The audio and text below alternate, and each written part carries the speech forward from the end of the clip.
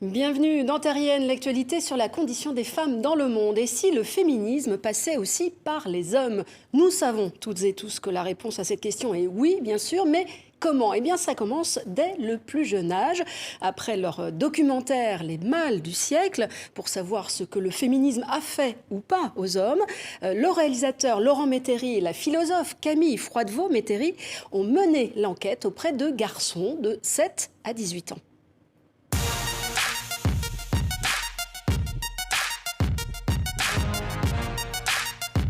Les garçons, s'ils veulent faire un métier, ils peuvent directement le faire.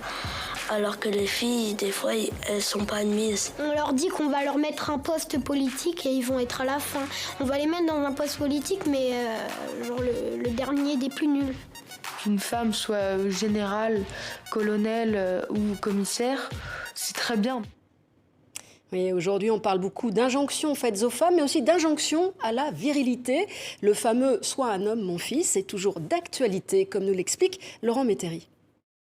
Pour parler d'injonction, il faut avoir un petit peu de recul et soit être féministe, soit être intéressé par la chose, donc du coup avoir des éléments de langage un peu dans le discours, mais ils se plaignent, on va dire, de sois un homme, mon fils. J'ai déjà entendu ça, c'est-à-dire que pas le droit de pleurer, ou en tout cas le fait de parler de ses émotions, c'est compliqué pour eux. Et par exemple, on entend des garçons qui disent moi, je vais voir les filles pour parler de choses qui me sont un peu intimes, mes petites souffrances du moment, etc., etc. Et pas avec les garçons. Parce qu'on n'a pas le droit, quand on est garçon, de s'exprimer, encore une fois, sur tout ce qui sont les émotions et la fragilité, un peu. Vous voyez. Donc, oui, c'est des injonctions, mais ils n'en ont pas conscience.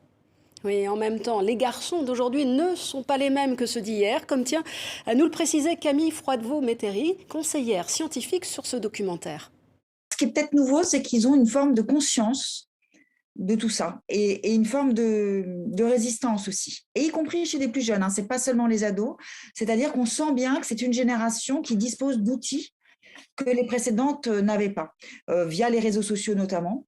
Et on voit bien qu'à la fois, ils expriment des choses qui, par certains aspects, nous montrent une forme de perpétuation parfois un petit peu inquiétante, hein, de certains réflexes patriarcaux, mais dans le même temps, ils ont une forme de réflexivité parce qu'ils sont mieux éduqués à ces questions, on le voit bien.